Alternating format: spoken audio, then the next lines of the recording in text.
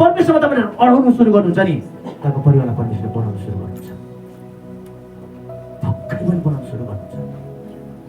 तर धेरैचोटि चाहिँ हामी अनौ पक्रेर चाहिँ हामी गर्छौँ, हाम्रो दृष्टिकोण चाहिँ पछि आइपर्छ।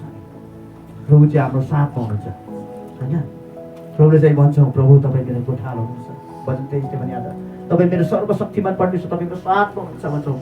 र परमेश्वरले चाहिँ हामीलाई हेरिरहेको हुन्छ, तर हामी चाहिँ धेरैचोटि पछि हेर्छौँ, हामीले आफ्नो बाटोलाई हामी बिराउँछौँ।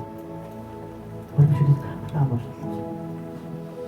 मन्दिर आज तपाईँ छु, तपाईँको मनलाई नडुलाउनुहोस्, ईश्वर गर्दा पाउँछ, ईश्वर गर्दा पाउँछ कि बुद्धि नदिनुहोस्। बाइबलले भन्छ बुद्धिजीवीलाई नष्ट गराए, बुद्धिलाई नगुमाउनुहोस्।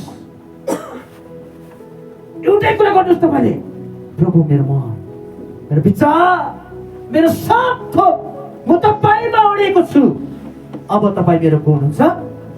भरोसादार परमेश्वर तपाईँ यीशु हुनुहुन्छ।